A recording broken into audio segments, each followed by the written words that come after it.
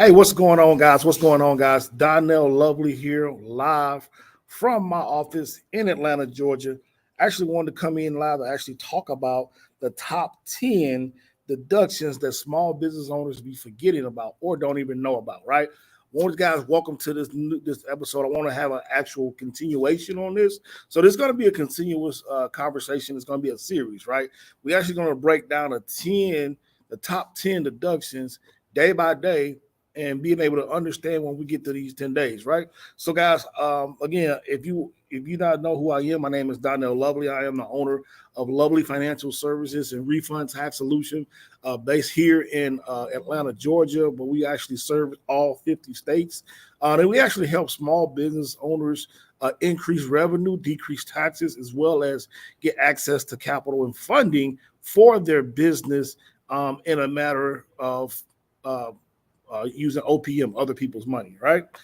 So, guys, I wanted to talk about some deductions that we actually coming into to this new year, and that you can use from the 2022 year, right? So, guys, we know the first quarter, new goals. People have new aspirations for their business. They have new insights on things that they want to do, they want to accomplish for their business, and I believe that. That's be possible, right? But what people don't really understand is it ain't about how much money you make. It's about how much money you keep and how much money you're able to leverage to be able to make more money, right? So the whole focus is actually using your income to make more money, less leaving a lot, giving less of your money over to the government, right? And being able to use these deductions and these tax loopholes in the proper way to be able to do it. So we're actually going to go into 10 tax deductions that you can use to reduce your taxes to not have to pay taxes, okay? So, guys, again, my name is Donnell Lovely. I wanted to welcome you guys to tonight's call. So, number one, guys, I also want to talk to people that don't know what this is. Is using what's called the your clothing, right? That's one of the things that you can deduct off if you buy an item. If you go to a outlet store and you purchase a garment and you get your logo stitched on it or pressed on it, or anywhere that identifies you have a business, that you are in business or you intend to market for your business, that is considered a business expense. You can expense the amount for the clothing.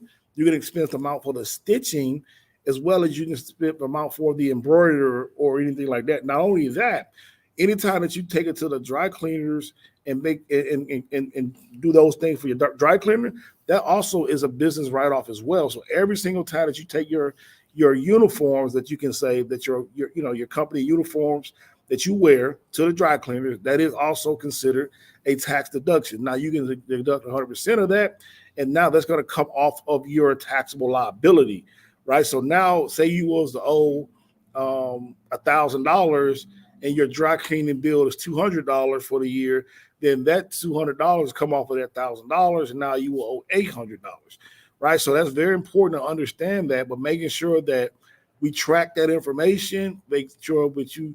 Now, if you don't keep receipts, that you have a way to track your expenses, whether if it's a spreadsheet, whether if it's writing it down, whether if it's taking a picture and using different apps called like Evernote or Cam Scanner or any one of those type of platforms where you can scan it, or QuickBooks or anything like that. That's one of the ways that you can make sure that you have proof. Because when it comes time to file your taxes and come to a tax professional, they're going to ask you to prove that information, and you can actually do it, not just bringing them a bunch of actually categorize a lot of those things for them. Then not will lower your fee, excuse me, that you'll be charged, as well as have an accurate account for your expenses. Okay, so that's number one, right? Number two, your you can use what's called a QBI, right? It's a qualified business deduction, qualified business deduction. And what a qualified business deduction is allows you to take an additional 20% off of your taxable liability, and that was enacted in the Tax Cuts and Jobs Act of 2017. So in 2017, the Trump administration passed a bill called the Tax Cutting Jobs Act, and inside that bill, they did a lot of deductions. They increased the standard deductions. They eliminated itemized deductions for the most part. They also simplified a lot of the tax code, and also they implemented QBI. So, for instance, if you made $100,000 after all of your expenses, then you may qualify for what's called QBI. And what that is another additional 20% off of your income that you don't have to pay taxes on. So now, instead of you being taxed at $100,000, you're going to have a 20% deduction on top of everything else. So you have an additional, $20,000 that you not have to pay taxes on. That's huge, right? That is really, really huge when you're talking about paying taxes on $100,000 or paying taxes on $80,000, right? So, guys, I hope this was able to give you some insight, some insights on some of these deductions. I'm actually going to go with another one as well tonight so that you can understand exactly how that process works. So, for instance, if you have a vehicle, right, and you bought a vehicle that's more than 6,000 pounds, right? You bought an SUV, a truck, or, one of these G-Wagons and things like that, and you bought it in the first year. Now, when you normally do it, you can depreciate that over 7 years, okay? You can appreciate it each year for 7 years. So what that means is you take the purchase price of that vehicle, then you actually divide it by 7. That would give you the amount of money that you can deduct from each year, okay? But not only that, what actually was implemented in the Tax Cutting Job Act was bonus depreciation. Now, what bonus depreciation did, it accelerated your deduction from 7 years all right out to the first year.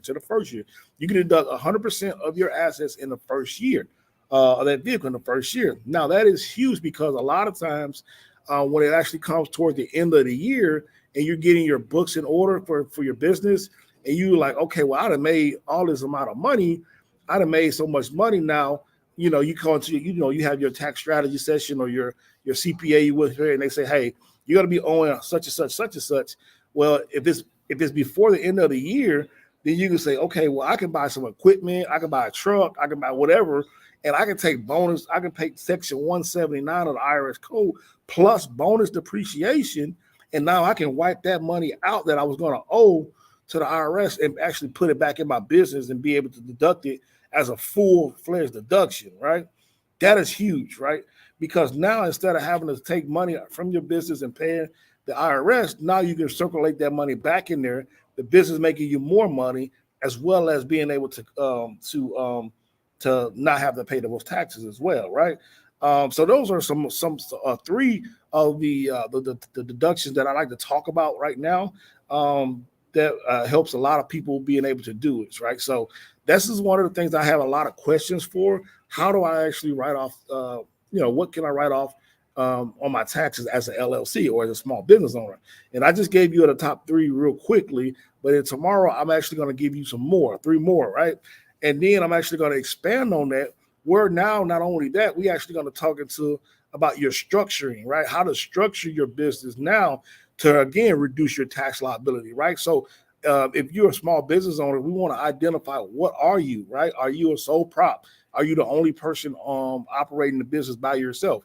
Are you a partner, right? Is it 2 of you guys that's operating a business and sole ownership 50-50 or 60-40 or however you're doing, but that's considered a partnership that both of you materially participate in, that you use on a daily basis, right?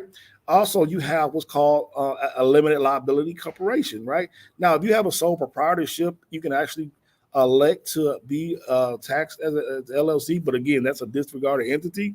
So if you don't have some kind of corporation status, then you're still going to be taxed as a sole prop. But not only that, you have other entities as well. You have what's called an S corporation, and a lot of small business owners doesn't really understand the process of S corporations and what the benefit of those are.